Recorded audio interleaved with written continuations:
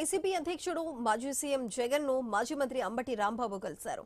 తాడేపల్లిలోని జగన్ నివాసంలో భేటీ అయ్యారు. తనపై పెట్టిన కేసులు, ఇంటిని ధ్వంసం చేసిన తీరును జగన్ కు వివరించారు. కేసులపై ఆందోళన చెందవద్దని, చట్టపరంగా ఎదుర్కొందామని జగన్ భరోసా ఇచ్చారని తెలుస్తోంది.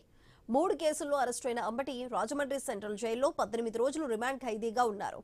ఈ కేసుల్లో బెయిల్ రావడంతో బుధవారం జైలు నుంచి విడుదలయ్యారు. నిన్న గుంటూరుకు చేరుకున్నారు.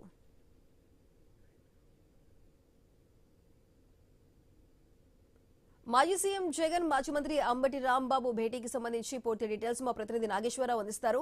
నాగేశ్వరరావు, చెప్పండి, నిన్న విడుదలైన మాజీ మంత్రి అంబటి రాంబాబు ఈ రోజు తాడేపల్లి నివాసంలో జగన్ ని కలిశారు. మరి భేటీకి సంబంధించిన అప్డేట్స్ ఏంటి? ఏదైతే అంబటి రాంబాబు మాజీ మంత్రి ఏదైతే వైఎస్ జగన్మోహన్ రెడ్డి వైఎస్ఆర్సీపీ అధ్యక్షులు వైఎస్ జగన్మోహన్ రెడ్డిని అయితే కలిశారు. ఏదైతే అక్రమంగా వారికి సంబంధించి వారు అన్న విధంగా అయితే అంబటి రాంబాబు ముఖ్యమంత్రి చంద్రబాబు నాయుడిని అనుచిత వ్యాఖ్యలు చేసిన కేసుకు సంబంధించి తర్వాత సత్తెనపల్లిలో లాటరీ స్కామ్ ద్వారా లాటరీలు నిర్వహించి వాటి ద్వారా డబ్బులు దండుకున్నారన్న దాని మీద కేసులు నమోదు చేయటం, దాని మీద అంబటి రాంబాబు రాజమండ్రి సెంట్రల్ జైల్లో దాదాపు 18 రోజులు జైల్లో ఉండొచ్చిన పరిస్థితి అయితే ఉంది. దీనికి సంబంధించి అంబటి రాంబాబు నిన్న ఏదైతే సెంట్రల్ జైలు రాజమండ్రి నుంచి గుంటూరుకి వచ్చారు. ఈ క్రమంలో అంబటి రాంబాబు నిన్న వచ్చిన తర్వాత ఏదైతే అంబటి రాంబాబు వస్తున్న క్రమంలో కూడా వైఎస్ఆర్సీపీ కార్యకర్తలు, నాయకులు ఆయనకి భారీగా స్వాగతం పలికిన నేపథ్యంలో ఆయన ర్యాలీగా తీసుకొచ్చే క్రమం ఉంది. అయితే నిన్నే అంబటి రాంబాబు డైరెక్ట్ గా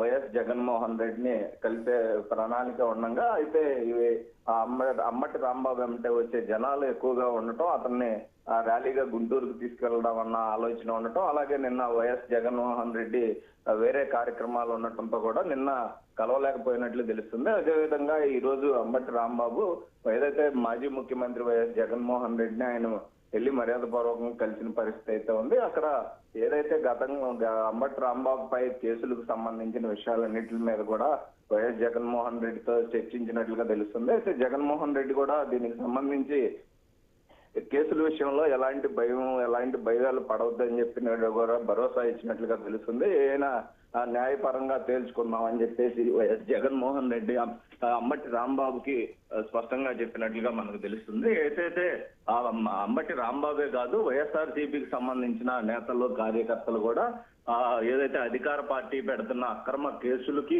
భయపడొద్దు అనే విధంగా కూడా ఆయన చెప్పినట్లుగా తెలుస్తుంది. అయితే అదే విధంగా న్యాయపరంగా పోరాటం చేద్దామని కూడా వైఎస్ జగన్మోహన్ రెడ్డి చెప్పి భరోసా ఇచ్చినట్లుగా తెలుస్తుంది. దీనికి సంబంధించి ఆయనతో పాటు ఇంకా మరికొంతమంది పిల్లి సుభాష్ చంద్రబోస్, అలాగే మాజీ ఎంపీ నందిగామ సురేష్, ఇంకా తదితర నేతలు కూడా ఆయనతో పాటు ఉండటం జరిగింది. దీనికి సంబంధించి ఏదైతే రానున్న రోజుల్లో ఎలా ముందుకు వెళ్ళాలి, అధికార పార్టీ అవలంబిస్తున్న తీరును ఎలా ఎండగట్టాలి అనే దాని మీద కూడా అంబటి రాంబాబుతో చర్చించినట్లుగా కూడా తెలుస్తుంది. గుంటూరు పరిస్థితులపై కూడా ప్రస్తుతం అంబటి రాంబాబు జైలుకి వెళ్ళొచ్చిన తర్వాత పరిస్థితులు ఎలా ఉన్నాయనే అంశం మీద కూడా వైఎస్ జగన్మోహన్ రెడ్డి తెలుసుకున్నట్లుగా మనకు తెలుస్తుంది. Sudha. Right Nageswara Rao, thank you.